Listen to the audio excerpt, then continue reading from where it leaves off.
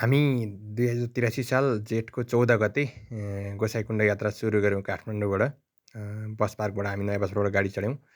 गाडी चढेर हामी टोखा छहरेको बाटो हुँदै त्यो दिन चाहिँ हामी दिउँसो लगभग 12 बजेतिर हामी धुन्चे पुग्यौँ। धुन्चे पुग्दा यो बिचमा डाँडाहरू, नुवाकोटको लिखु गाउँपालिकाको ती खेतहरू, अनि यो जुन भाइरल डाँडा यो देखिन्छ, यो डाँडामा पनि हामी पुग्यौँ। यो हुँदै हामी चाहिँ लगभग 12 साढे 12 बजेतिर चाहिँ धुन्चे पुगेका थियौँ है। यो बाटामा यस्ता यस्ता दृश्यहरू देखिएको थियो, यो तपाईँहरूलाई देखाइरहेछौँ हामी। यो देखियो। अनि यो घुम्दै जाँदा यहाँनिर हामीले लाङटाङ राष्ट्रिय निकुञ्ज छिर्नको लागि 100 रुपियाँको टिकट काट्यौँ है। यहाँ यो धुन्चे पुग्ने बेलामा हो। हामी पाउने 2 बजीतिर चाहिँ उकालो लाग्यौँ यसरी। हामी गइरहेछौँ है। सब यहाँ यस्तो छ टोली ठुलै छ। धुन्चेबाट हिँडेको लगभग 40 मिनटमा हामी यो घट्टे खोलामा आइपुग्यौँ। यो घट्टे खोलासम्म चाहिँ बाटो सम्म नै छ। यसरी हामी घट्टे खोला 40-45 मिनट लाग्यो होला हामीलाई। घट्टे खोलाको बाटो हुँदै हामी चाहिँ त्यसपछि यहाँ एउटा घट्टे खोलाकै अलिक पर पुगेपछि यो झरना आयो। झरनामा हामीले एकछिन भिडियोहरू खिच्यौँ। हाम्रो राजेश सर, राम सर दुईजना जाँदै हुनुहुन्छ। त्यसपछि मैले पनि आफ्नो सेल्फी खिचिहालेँ। झरना राम्रो लाग्यो। सरहरूको खिचेपछि आफ्नो किन नखिच्ने भनेर। खोला कट्ने बित्तिकै अब हाम्रो उकालो बाटो सुरु हुन्छ। अब हाम्रो बाटो चाहिँ खेन्दी भन्ने ठाउँतिर जान्छ। राजेश सर पनि हुनुहुन्छ यसरी। यहाँ हामी एउटा स्टेसनमा बस्यौँ। फेरि उकालो लाग्यौँ। हाम्रो आजको बास चाहिँ माथि डेम्सा भन्ने ठाउँमा आज हामी बास बस्ने भनेर उकालो लाग्दैछौँ। यहाँ यसरी हाम्रो राजेश सर यसरी गलेर हिँड्दै हुनुहुन्छ। अब हेर्नु कसरी हिँड्नुहुन्छ। भिडियोमा आइरहेछ है सर, अलिकति इनर्जी देखाउनु। हो यति भएछ त कडाइगयो नि यार ल। त्यसपछि हामी यो खेन्दीको बाटो उकालो चढ्दै गयौँ रमाइलो गर्दै। खेन्दीबाट माथि देउरालीतर्फ अगाडि लाग्दै गयौँ। बिच बाटोमा यही गफ गर्दै गएको छौँ। यो देखिने चाहिँ म हो। उकालो चढ्दै जाँदा हामीले राजेश सरलाई बेला बेला जिस्क्याउँदै ठट्टा गर्दै राजेश सरसँग जाँदैछौँ। यहाँ राजेश सर माथि हेरेर गर्दै हुनुहुन्छ। उहाँ चाहिँ अलिक बढी गलेको जस्तो देखिनु भएको छ। म पनि गलेको थिएँ। गलेको बेलाखेरि यसरी भिडियो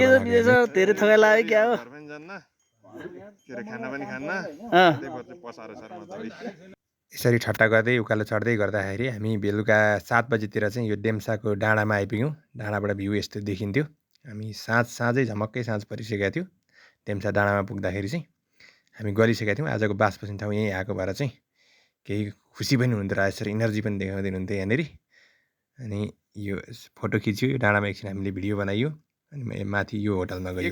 डेम्सा होटल, लामा होटल यो थियो। त्यहाँ तलबाट हिँडेको धुन्चेबाट यहाँ हामी अहिले 7:18 भयो। यहाँ डेम्सा लामा होटलमा आइपुग्यौँ र यस्तो छ यहाँ चाहिँ होटलमा हामीले बुक गरेका छौँ तलबाट। अब यहाँ टन्न घिउ भात खुवाउँछ कि खुवाउँदैन भन्ने कुरो हो। राजेशलाई घिउ खुवाउनु पर्ने छ आज। रामजी त जानु भएको छ। नि आइसक्नु भयो। कति नम्बर रुम हो हाम्रो? 3 नम्बर रुम यहाँ। 3 नम्बर रुम लिइसके। साँचो पनि लिइसक्नु भयो। हामी 3 नम्बर उठाउँ रुम छ। भोलिपल्ट अब उकालो लाग्ने। डेम्सा लामा होटलबाट बिहान ठ्याक्क 5:30 साढे 5 भयो। यहाँबाट चाहिँ हामी अब आफ्नो बाटो लाग्दैछौँ होइन। ल है बाई बाई गरौँ है सरहरूलाई। यहाँबाट चाहिँ यस्तो उकालो छ। 3टा रहेछ होटलसम्म। हामी यताबाट उकालो लाग्दैछौँ। अनि हामी चाहिँ उकालो चढ्दैछौँ यसरी। र यसरी सुत्नुभयो क्या भन्ने हो। डेम्साबाट उकालो लागेर हामी आजै अब गोसाइँकुण्ड पुग्ने भन्ने प्लानमा छौँ। भ्याएसम्म आज गोसाइँकुण्ड पुगेर फर्किने भन्ने पनि हो। तर भ्याइँदैन होला, उतै बास बस्ने भन्ने पनि छ। के छ राजेश सर?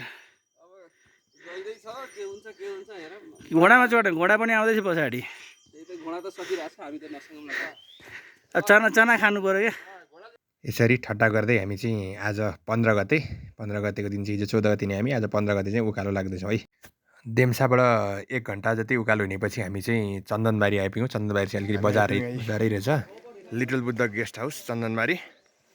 अनि यहाँ चाहिँ यस्तो माहौल यस्तो छ। राजेश सर चाहिँ पानी पाएर जुत्तामा प्लास्टिक बाँधेर यसरी आउँदै हुनुहुन्छ है। चन्दनबारीको बजार हो। र चन्दनबारी आइसकेपछि यहाँनिर डिडिसीको चिज उत्पादन केन्द्र भनेको छ। दुग्ध पदार्थ बिक्री वितरण पनि हुने यहाँ छ डिडिसीको अफिस। चन्दनबारीमा चिया खान्छौँ अब हामी। तर पाउडर दुध जस्तो लाग्छ मलाई। यो पाउडर दुध हालेर यहाँनिर हामी चाहिँ चिया खान लाग्यौँ। साउजीले भने चाहिँ याकको दुध भने जे भयो नि खाइसक्यो। चन्दनबारीबाट अब चिया खाएर हामी उकालो लाग्दाखेरि चाहिँ मौसम यस्तो थियो, हुस्से लागेको, बेसरी बाक्लो हुस्से लागेको थियो। उकालो लाग्दैछौँ। डाँडामा आइपुगेका छौँ। यहाँ बस्ने ठाउँ छ। यो डाँडाको नाम पनि थाहा छैन।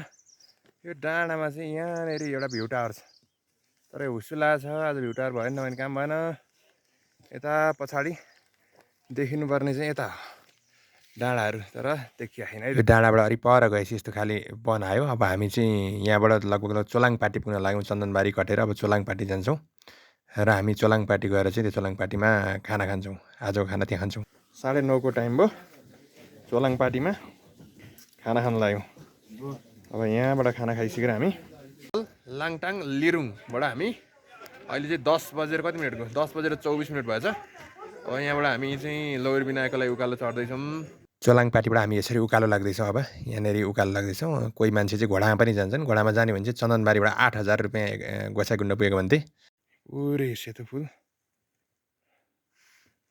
के रिजनमा उकालो चढ्दा फेरि राजेश सरसँग एकचोटि ठट्टा गर्नु पऱ्यो के भन्नुहुँदो रहेछ हेरौँ है त यिनले मलाई यस्तो पन्जा भिडा हान्लो हेर्ने उकालोमा चिसो पनि भएर लट्ठी समात्न पनि अप्ठ्यारो भएर पन्जामा आएको राजेश सरसँग यही पन्जा रहेछ यही दिनु हो लोवर बिना उकालो है सर हामी धेरै हिँडिसक्यौँ लोवर बिना चाहिँ यही मासतिर हो हामी सायद 15-20 मिनट पुग्छौँ चोलाङपाटीबाट हामी लोरी विनायक जाँदाखेरि चाहिँ मौसम यस्तो थियो हुस्सिलो आएको थियो पुरै हामी यहाँनिर आएको चाहिँ लोरी विनायक है रहेछ लोरी विनायक आइपुग्यौँ हामी तलबाट 2 घन्टा भनेको थियो तर हामी यहाँ चाहिँ लगभग 1 घन्टा 40 मिनटमा आइपुग्यौँ धेरै बेर उकालो हिँडेर हामी अलिक बढी नै गलेछौँ अनि लोरी विनायकमा चाहिँ हाम्रो झन्डै 1 घन्टा जति बस्यौँ चिया खायौँ र त्यसपछि फेरि उकालो लाग्यौँ यसरी हामी गोसाइकुण्ड लोरी विनायकको उकालो कटेर चाहिँ हामी बुद्ध मन्दिर कटेपछि चाहिँ यस्तो खालि पहरो भिर देखिन्छ यो भिरबाट यस्तो दृश्य देखियो यो भिर कटेपछि एउटा यस्तो डाँडो आयो यो डाँडोबाट चाहिँ अब हाम्रो गोसाइकुण्ड जाने उकालो बाटो चाहिँ अब सकियो अब यही डाँडो हो सबभन्दा अग्लो अब चाहिँ हामी फाइनल्ली गोसाइकुण्ड आइपुग्यौँ गोसाइकुण्डमा यो अहिले देखिरहेको कुण्ड चाहिँ गोसाइकुण्डभन्दा तलतिर भैरव कुण्ड हो यो चाहिँ